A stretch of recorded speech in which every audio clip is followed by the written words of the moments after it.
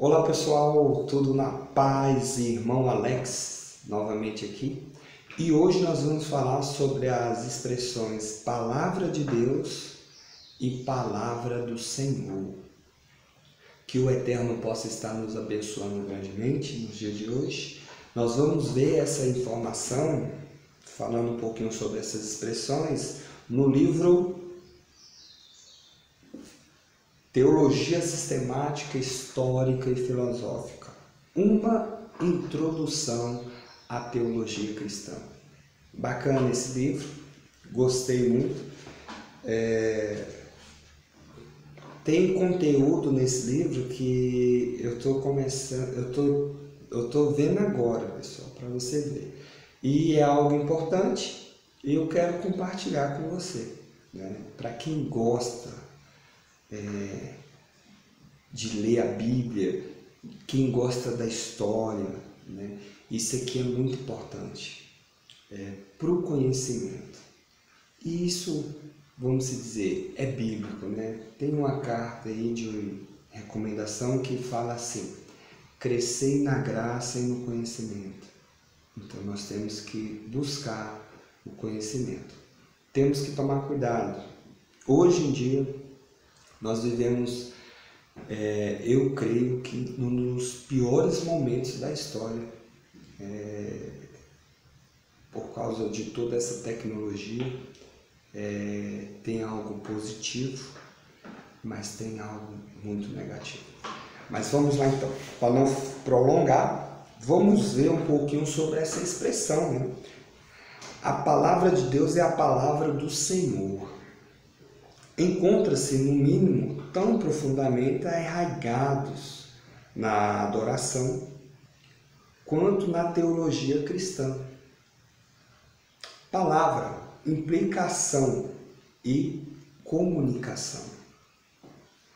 Assim como o caráter e a vontade de uma pessoa exprime-se por meio das palavras que ela utiliza para se comunicar, também as Escrituras, em especial o Antigo Testamento, representa uma forma como o Criador, né, se dirige às pessoas, que dessa maneira torna-se ciente dos propósitos e da vontade do Eterno em relação a elas. O termo Palavra de Deus, né, conforme está escrito aqui, é complexo e carregado de sutilezas, trazendo em si um feixe de ideias. 3 sentidos abrangentes e claramente interligados em relação a esse termo podem ser notados tanto na tradição cristã quanto nas Escrituras. Interessante que no início aqui falou que é um termo muito complexo e de fato, né, de compreensão.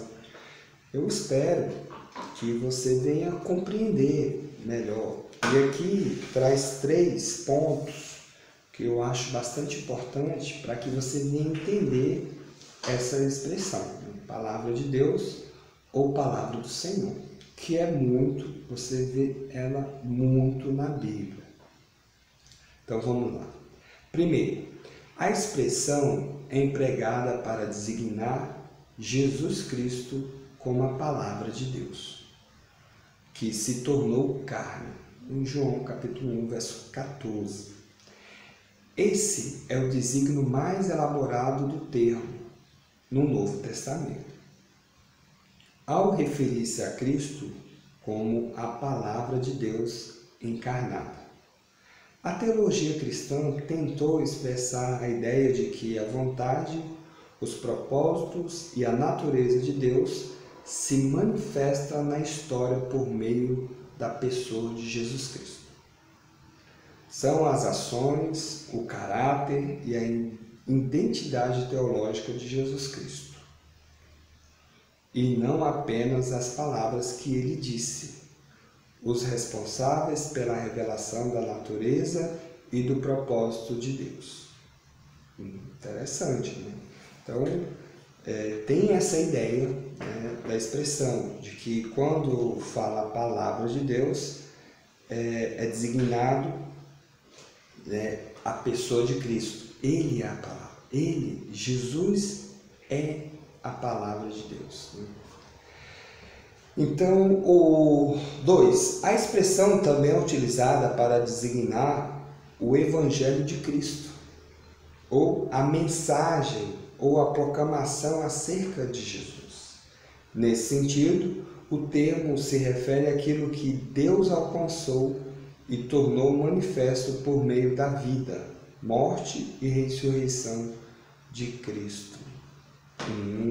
Isso aqui é show de bola, né? Aqui se refere à palavra de Deus, à mensagem. A mensagem de Jesus, o que ele falou, né? O que ele ensinou, aquilo é a palavra de Deus. Terceiro ponto, em sentido geral, a expressão é usada para designar a Bíblia como um todo, que pode ser considerado como preparação para o advento de Cristo, contando a história da sua vida, explorando as implicações da sua vida, morte e ressurreição para aqueles que nele creem. Interessante. Esse terceiro ponto aqui, pessoal, eu acredito que 90% das pessoas que acreditam no Messias, em Cristo, ela tem a Bíblia como a palavra de Deus. Né? Entra aqui, por isso que fala em sentido geral. Muita gente tem essa expressão. Eu já tive no início da minha fé. Hoje eu não tenho mais. Que a Bíblia é a palavra de Deus. Não tenho mais essa ideia. Né?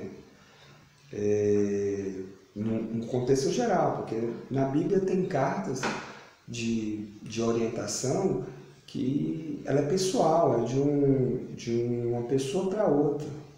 Né? Não tem muita ligação com relação a Cristo, né?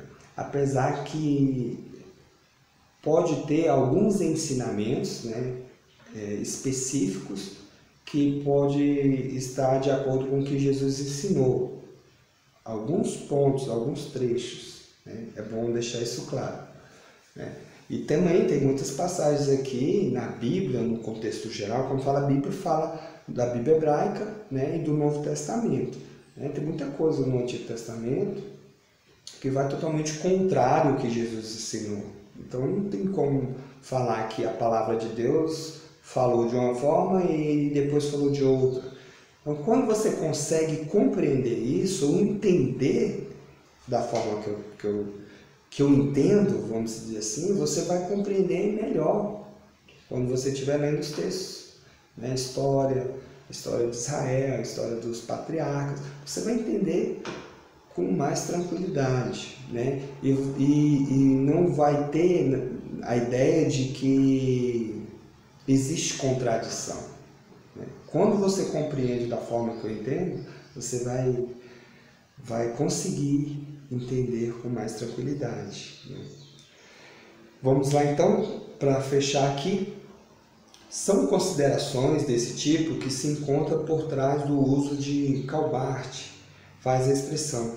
A palavra de Deus. A doutrina de Barth a respeito da forma tríplice da palavra de Deus reconhece a existência de um triplo movimento, partindo da palavra de Deus em Cristo, passando pelo testemunho dessa palavra nas Escrituras e chegando finalmente à proclamação dessa palavra, presente na pregação da comunidade da fé. Há, portanto, um vínculo direto e orgânico entre a proclamação da Igreja e a pessoa de Jesus Cristo. Né? Então, que o Calbart ele dá uma ideia interessante, né, de tríplice da palavra, que é que vai partindo pela pessoa de Cristo, passando pelo testemunho dessa palavra nas Escrituras e terminando na pregação. Né? Então ele fala, a ideia dele aqui é que existe uma tríplice que chega a falar que tudo isso é a palavra de Deus. Por exemplo, eu estou pregando aqui, essa minha pregação é a palavra de Deus.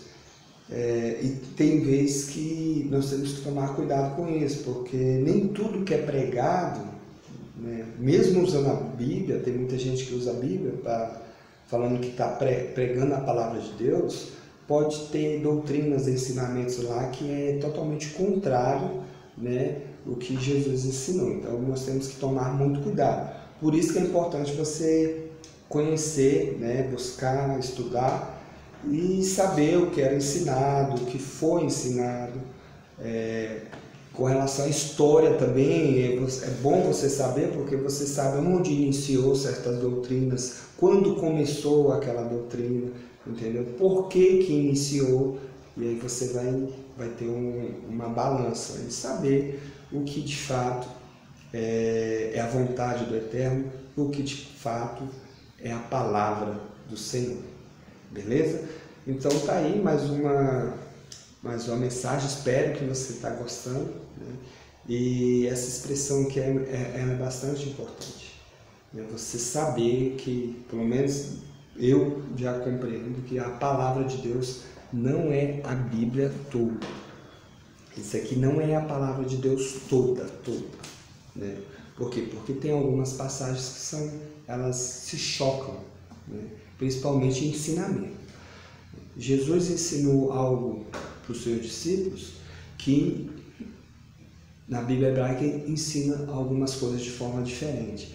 Então, por isso, o Eterno ele não ia chocar, né, nas ideias. Então, é importante você entender que Cristo, né, eu entendo que Jesus é a palavra, né, o que ele ensinou também. Beleza? Então fique na paz, que o Criador Eterno possa estar nos abençoando grandemente.